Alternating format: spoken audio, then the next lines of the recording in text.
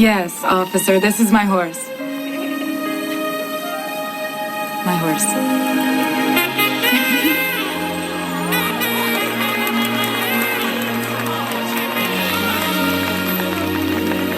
You're gonna have to move him off the street. As I've been going through my DVD movie collection, I found myself marveling at the sheer number of titles I've amassed over the years.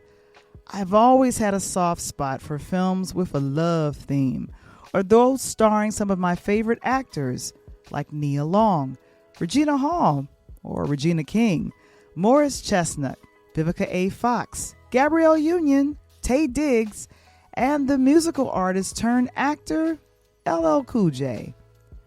It's fascinating how, amidst these films, I never realized that one of my favorite movies, Deliver Us from Eva, which we heard earlier, featured our guest, the legendary stunt woman, April Weeden-White, in its final scene.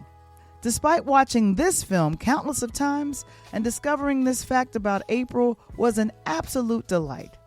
It's amazing to learn about her journey and how she became the sought-after actress and stunt coordinator for well over 100 films in Hollywood. Today, Coach Tony and I are thrilled to have the opportunity to speak with April Weeden-White from a recent episode of Interludes Extra Talk on Tuesdays. She's a trailblazing stunt coordinator and actress whose career spans over 3 decades. She's demonstrated an incredible skill in the realms of stunts and has equally established herself as a phenomenal woman of God. She's a first lady, and she's a legend in motion. I'm Val the Voice Johnson, and this is the Interludes Podcast.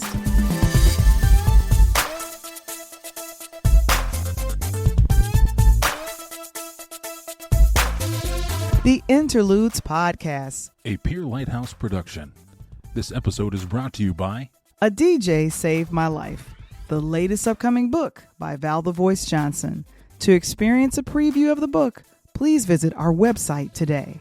And now, all the way from the south side of Chicago, give it up for your host, Val the Voice Johnson.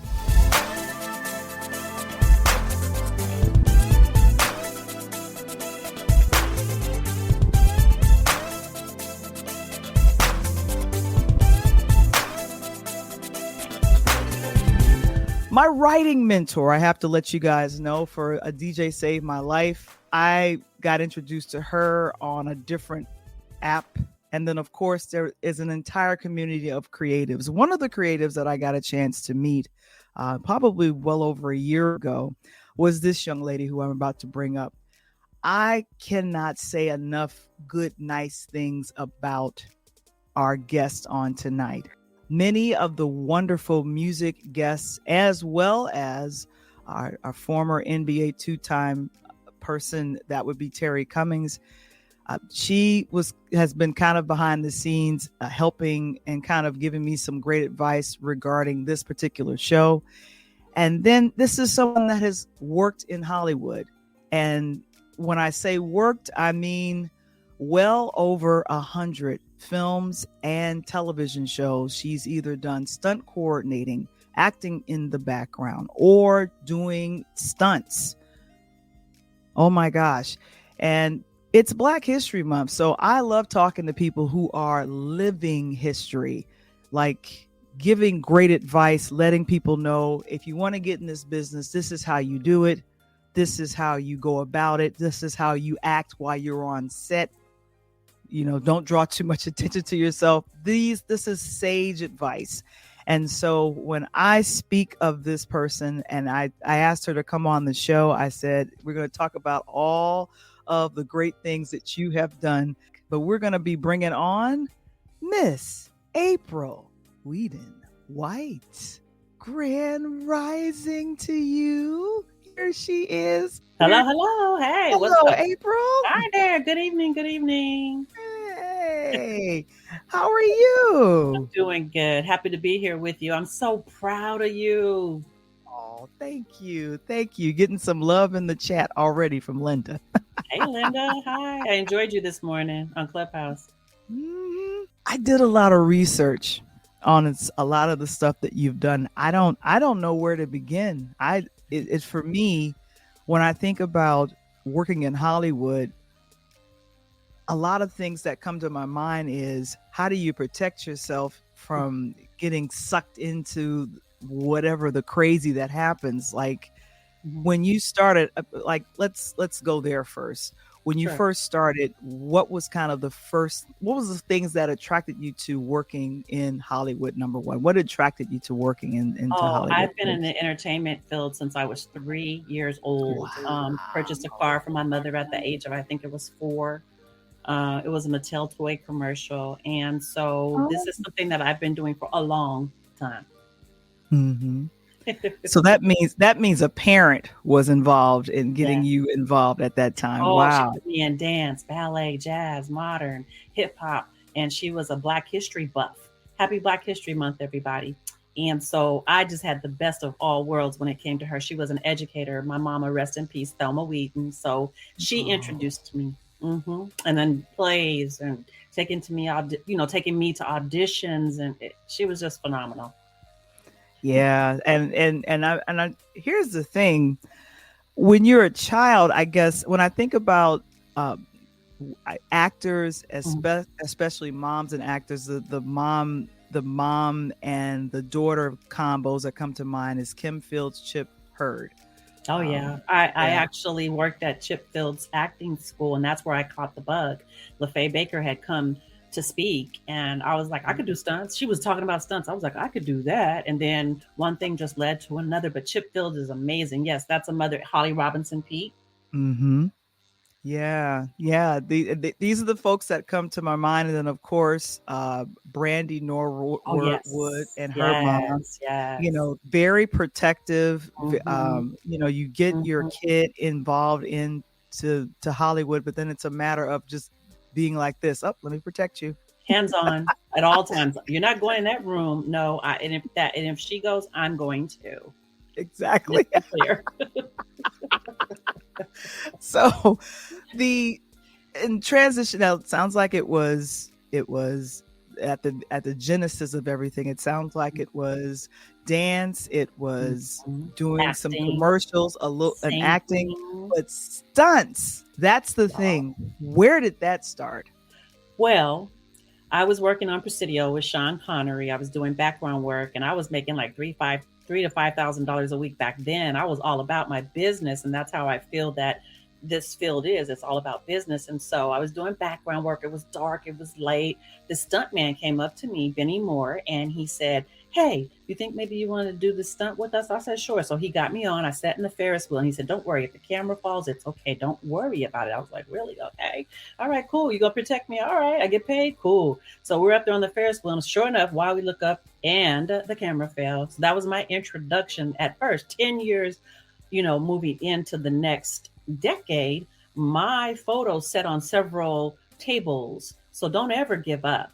It's set on like in people's offices for like 10 years, and no one called me to do stunts. And so that's how it kind of started, was with Benny Moore. And then I met William Washington, who was my ex-husband, rest in peace. He just passed away last year.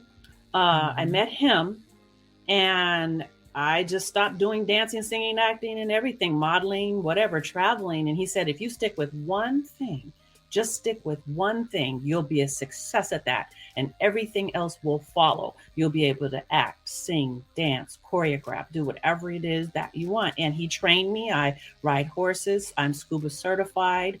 My career, I actually started as a stunt coordinator. He demanded that I start as a stunt coordinator. Now I understand why, because I'm a stunt coordinator. But yeah, I owe him a lot. Yeah. And this is Mr. Washington's, who got you into doing stunts. Yes. And a lot of the everything. Mm-hmm. And I'm assuming with definitely doing stunts, you've got to stay in shape. Like, girl, how much are you working out? How much were you working out at that time? Every day, 2 to 4 times a day, in different categories. It wasn't just one thing. It could be rowing. It could be boating. It could be surfing. It could be whatever you have to know, learning about cars. I have an extensive driving background. Lori and Rick Seaman taught me. Wally Crowder, who is my goddaddy, he taught me. And then William, of course, taught me, and several others. And I was on a driving team, and my name was Fire. Yes, that was my name. Oh my gosh, Fire! That's what I'm talking about. I made a lot of money driving in commercials. It was an amazing time, honey. Thank you, Jesus. Well, at one of your other, I was a fan of this particular show. I was a fan of this particular show, and I'm going to go ahead and show this. Buffy the Vampire Slayer. I didn't know I was looking at you when I was watching this show back when, but it's a lot you don't know about me, Val. That's why I need to write the book. Monique Lisa's been helping me, but oh Lord Jesus. But yes, that's Buffy the Vampire Slayer, and I played Nikki, the Subway Slayer. And James Marston, he still to this day keeps in touch with me. He's so nice. Not once did we feel bad grabbing each other, hurting each other, throwing each other, because we just had a good time. And it was just an amazing time. John Medlin was the stunt coordinator, and I was fighting Hong Kong style. And this guy that I was doing stunts with, no names mentioned, he kept grabbing me and doing it a little bit too hard. I said, we're not in Hong Kong. We are in America. And if you don't stop, I'm calling my sensei, honey. He kept on. I called my sensei. And when he came, he said, oh, I'm sorry. I said, yeah, that's what I thought. And so anyway, you're the first to hear that story. So anyway, as we went on with the fight, I had to put his head through the glass. Yeah. Wow. Yeah. Wow. And here's the thing. For one of the interviews that I remember seeing, when stunts are done, it's one take. It's little takes. It shouldn't do a bunch of takes. Anybody that I work with, everyone that I mentor, I tell them, you don't need to keep doing it over and over again. You know what I'm saying? Do it, sell out so hard. We call it selling out when you go hard.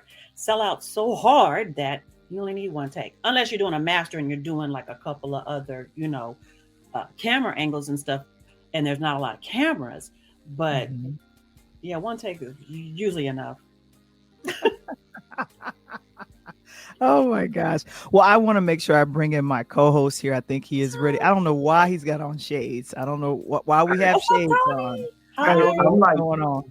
How you doing? Hi, Coach. I'm just chilling. I see. You're chilling hard. Tell us about her. Oh, that's LaFay Baker. That's Baker. My mentor. And she has an organization called Diamond in the Raw. And I would always go and speak for her. And she taught me a lot. She whispered little things in my ear that I needed to know as a lady. And she was a constant reminder of me being and staying a lady. And not only that, I have utmost respect for her. The respect that I have for her is that she is inclusive. She includes others. And so that's where my respect comes in. The story is, like I said earlier, Chip Fields, she came to speak. And I'm like, I could do stunts. And then we just became mentor and mentee. And here we are today. And Coach, like such a illustrious career in stunts. And definitely just kind of that.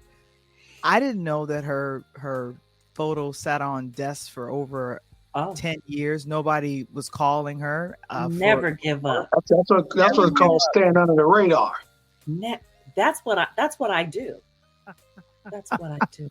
Yeah, sometimes, Val, you ain't got to be the loudest one in the room to be heard. That's right. And when it's your turn, what's going to happen? It's going to be what? It's going to be like a brother at smoking a cigarette at a gas station. Boom, boom. The question I got leading off what Val asked a moment ago, which is amazing. We talked about, discussing about the going hard, the first take and all that. And looking at the part of the industry that you were in, yes. What do you think, or how do you feel that young Black African-American men or women haven't went down that road to or why haven't they glamorized being a stunt double, because obviously, and the reason why I say that is me and Val was talking about the Eddie Murphy Christmas movie, right? Oh, And they were talking to DC Youngfly. He said Eddie Murphy was only on the set for like 30 minutes for the whole movie. That's a double that people didn't know. He'd Yes. come on, if it take Eddie 20 minutes, Eddie gone the rest of the day. Yes. So yes. looking at that, why didn't you think that we as a people try to go in or get into the industry, in that direction? I believe it's because we don't know about it. And I believe that it's not something that's talked about. You just know that there are stunt doubles. You know that there are stunt coordinators. You know that there are safety people. But if there's no one giving you an opportunity or no one telling you where to go to get that type of information, and if someone's not putting that spark, like a spark came to me, when I heard it at acting school, I'm like, wow, what? You make how much? You do? Oh, I can, yeah, let's do that. My acting career, that can wait for a minute. Right. But yeah, I think it's information. I think like a lot of college football players and soccer players, athletes, and that's your lane, Coach Tony. This is actually a profession that they can transition into. Like I mentor a young man named Christian Wise. He's in Las Vegas, Nevada, and he does all kind of football and baseball, all kind of stunts like that. Yeah. And he's an actor. I think it's that you've got to be in a position where someone's going to take you on and mentor you. But to all of like the college track, everybody that's like athletic, man, stunts is the way to go. Wow. It's a huge adrenaline rush. You're already coming off of an adrenaline rush, right. And you can actually, it's something that you can actually do while you're in college, yeah. So. Yeah, and that advice would to anyone that's interested in doing stunts, especially female. Like I feel like I think some women think, well, there aren't women that do stunts. It's probably just men. And at one point there was no Black people doing any stunts. Right. And they were doing paint downs where they would take someone Caucasian or another race and paint them down to be Black. Right. I've seen that before. Yeah. And I know your boy, the Damon Wayans and his brothers, used to do that, just making skits of it. Hilarious. All the time. But that is so, especially doing like the old Hollywood Bruce Lee type movies and things of that nature. Oh yeah. And you know what? For me, I think education pushed me further in my career because I knew how to talk. I knew how to work in certain situations. I had already been exposed to every nationality you could possibly think of. So when I got in the industry, it wasn't just, I'm that Black girl. No, it was, she's educated. She speaks well. She knows what she's doing. We'll be right back after a word from our sponsors. Newsflash. Val the Voice Johnson is currently one of the lead moderators on the platform The House of Creativity on Clubhouse. She can be heard leading the THOC news team with Latino, wellness, and entertainment news that you can use to peruse your daily life. Join us every Monday through Friday from 8 a.m. to 10 a.m. Eastern in the House of Creativity. Become a member of the House of Creativity on Clubhouse today. And now, back to our show. Being on that situation, that alludes me to this, April. We've just came off that long wait. SGA actresses there. So, and they went on strike based on AI generated, different things of that nature. You are a old school actress who also got an opportunity to bring it to where we are today. Yes. Looking at now they're using AI so much to do movies, different things of that nature. Do you think that this contract that they were able to get over and make sure they kind of get the AI out of the way, do you think, or the question would be, how long do you think that they're going to have the opportunity to move forward before they start using AI technologies? It's already being used. It's already being used. It's been being used. Yeah. And just like with green screen, sorry to cut you off. Are you done? Yeah. Oh, with green screen, CGI and all the like, please, honey, we're going to use AI to our advantage. Those of us that know that this is where we're going, the technology we're going to and through. Look at mocap. Right. Huge. If you can get you some mocap jobs right now, come on. AI has been being used for years. They're going to need us in all those games, shoot 'em up, bang, bang, SWAT, cars driving and all like that. They still going to need us.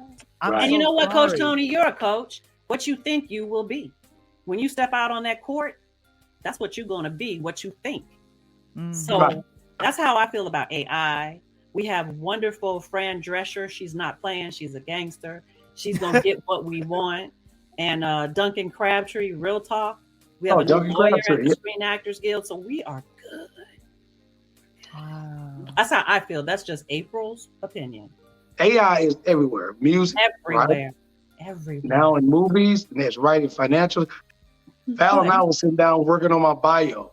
And we put this together, Val, about a little over an hour or something, Val. Yeah. And this AI wrote it amazing. I'm like, man, I need to. Is that you? You said, is that me?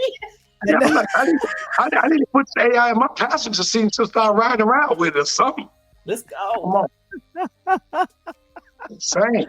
Now this is the fun thing with doing the research about all that April has done. I could pretty much think of any actress, any Hollywood actress, black actress that I've loved, and she has possibly done stunts for them.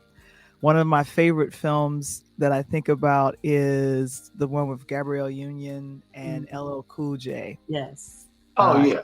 I played a Remember- cop. I was a cop. I was the one that was on the horse riding. Oh, what's that? Eva? Deliver Us from Eva. Oh, that was wild. That was one of my favorites. I was 5 months pregnant. My You boobs were not. barely fit. I was supposed Wow. to do the riding scene, but I turned it over to Minerva Adams because I couldn't do it. So the director was like, oh, and the stunt coordinator was like, we'll give you could be on the horse. So I was on the horse. I had to cut my boots open Really? because I had started gaining weight. Oh, And okay. I was 5 months pregnant, y'all. Mm. Yeah, I was 5 Hey, months. that girl was working. She was working. Man. I had no days off, Coach Tony. You hear me? Right. Now here's a very good question from Linda. She's asking, have you ever experienced a near-death experience Of as a course. stunt woman? Most definitely. Every stunt person does. If you're at the level that you're jumping off buildings, getting set on fire, crashing cars, fighting in bathrooms that have, porcelain. Yeah, most definitely. And the most death-defying thing that ever happened to me was in 2014 when I got injured and I fell 5 feet in the air, flat on my face. Ooh. Okay, and Linda, I love you. I took a writing class with her, and so she was able to sit in when I took it. But anyway, the second time, Miss Linda, that I was injured, and thank you, Jesus, it was the last. Well, before that last, was on Eraser. All 4 chains were supposed to explode. I was doubling Vanessa Williams. All 4 chains did not explode, and that part.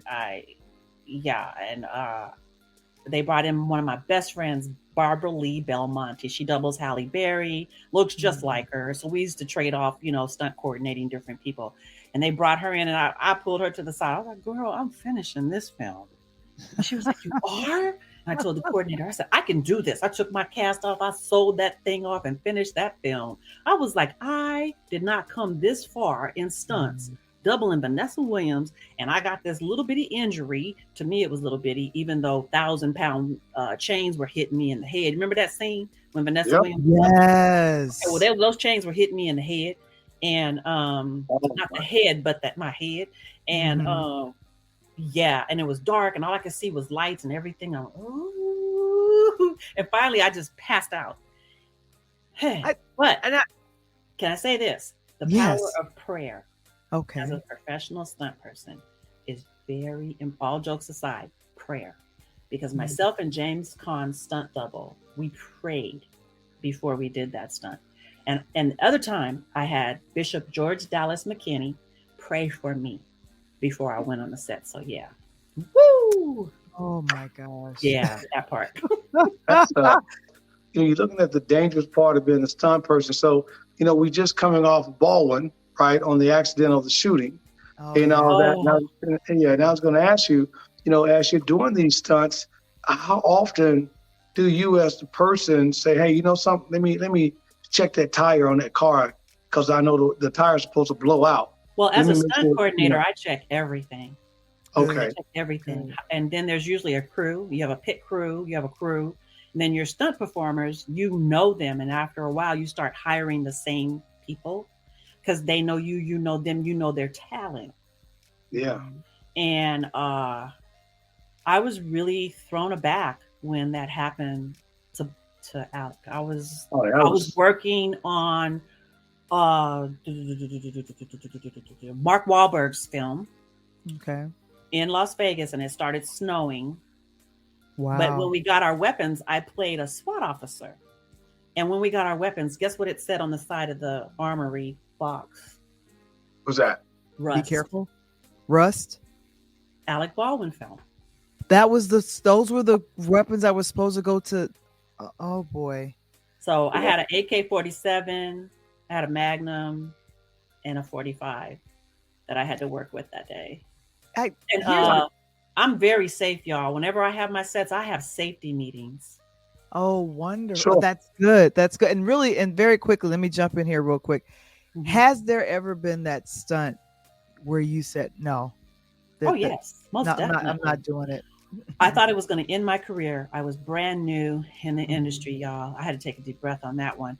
And I just knew that my career was going to go nowhere but to God. Mm-hmm. Regina King, I was stunt doubling her. We were friends.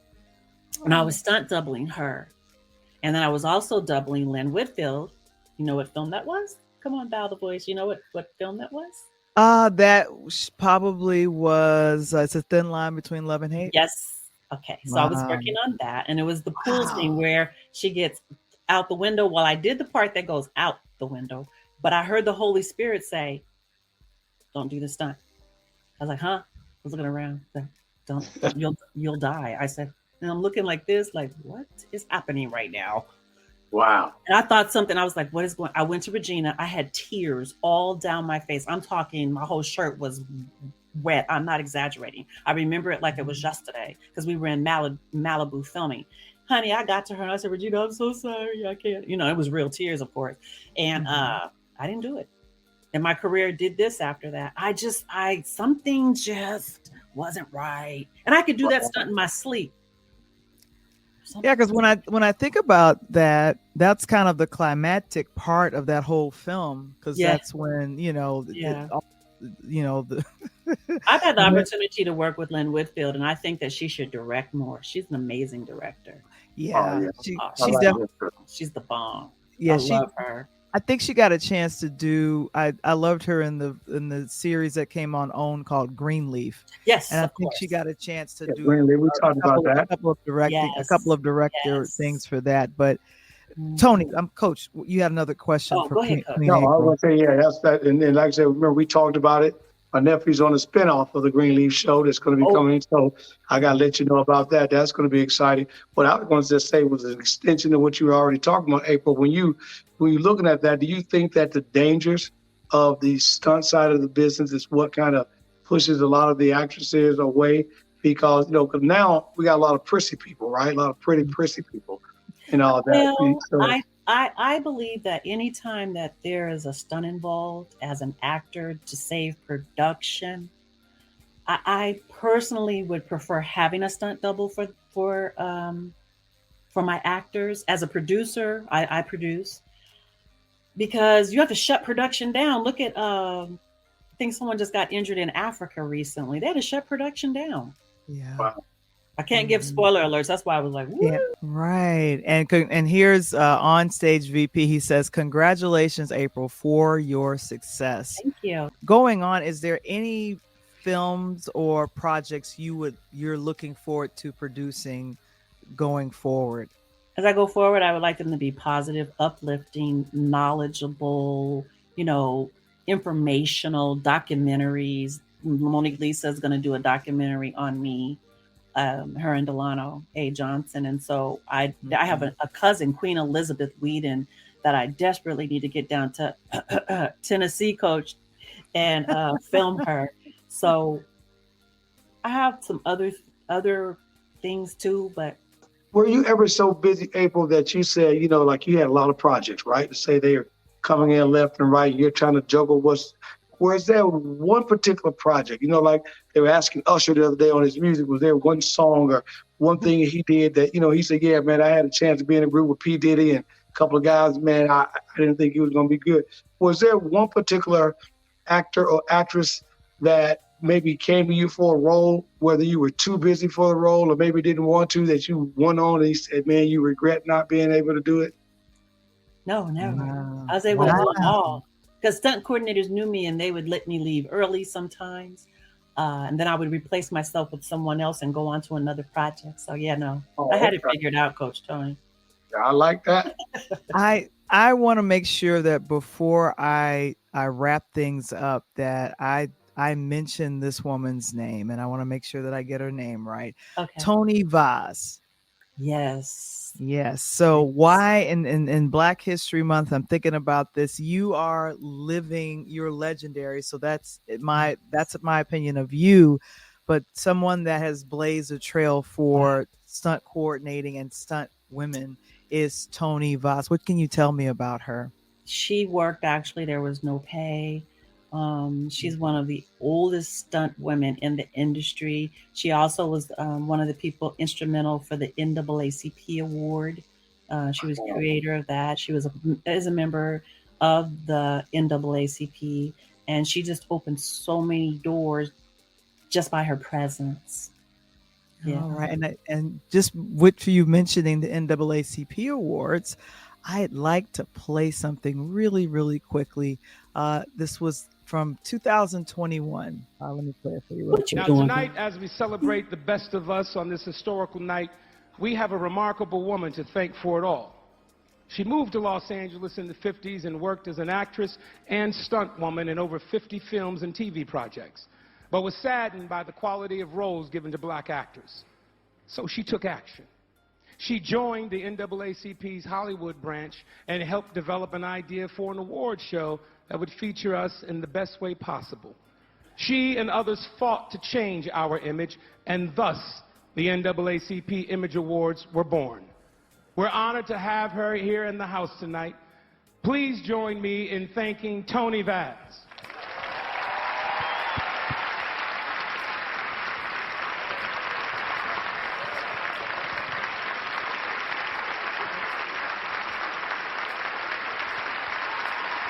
Thank you, Tony.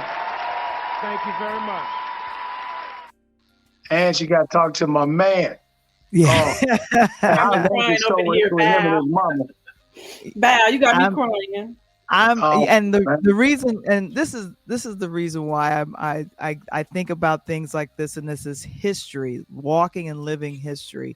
When you have someone that opens the door for Black men and women in the industry of entertainment, you think of and try to remember and give honor to people like a Tony Vaz, who literally blazed the trail. We're talking the 1950s.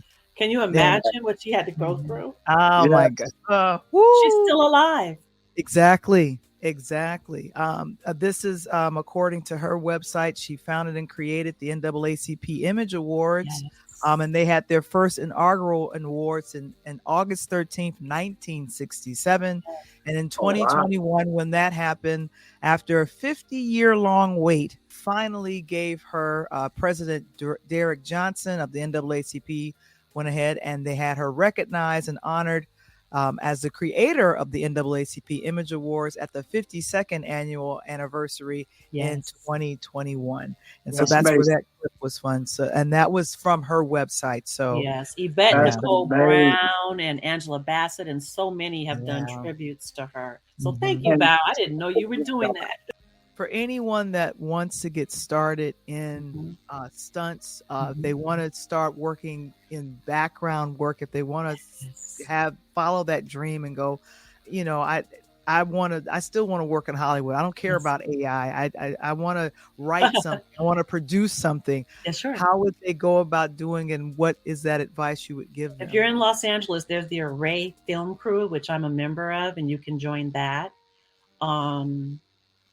Also in any city like Houston, Los Angeles, Atlanta, you need to be with www.actorsaccess.com so you can get your auditions. There's other sites in each city, so that's some research and history that you're going to have to do on your own. Getting in film festivals is one of the best ways to get started. Film festivals, like if you want to be an actor, you want to be a composer, but negotiate and say, I want IMDb credits, Internet Movie Database credits. Because when you get those IMDb credits, bam. But like I've worked for free, where I'll do a project when I was starting off.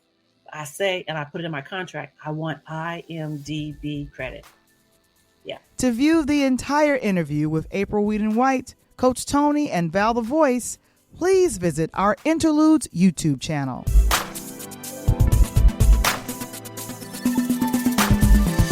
Next time on the Interludes Podcast. Enjoying the fruits of life, being unapologetic, celebrating Blackness, like celebrating being these divine beings. Like we are truly the most, I'm speaking directly to Black people, truly the most iconic people in the entire world. Portland-based independent artist and Chicago native Kingsley joins us to celebrate her new music next time on the Interludes Podcast.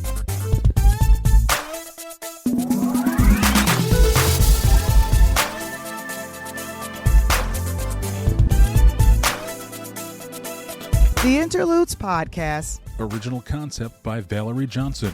Interludes Extra Talk on Tuesdays sports segments produced by Tony Thompson. Original intro and outro music produced by Kendall Nesbitt. The Interludes Podcast, a pure Lighthouse production. This episode is brought to you by A DJ Saved My Life, the latest upcoming ebook by Val the Voice Johnson. To experience a preview of the book, visit our website today. Ebook copies release March 5th. To subscribe to our YouTube channel or join Interludes Facebook group, visit the website linktree/Peer Light Media. That's linktr.ee/Peer Light Media.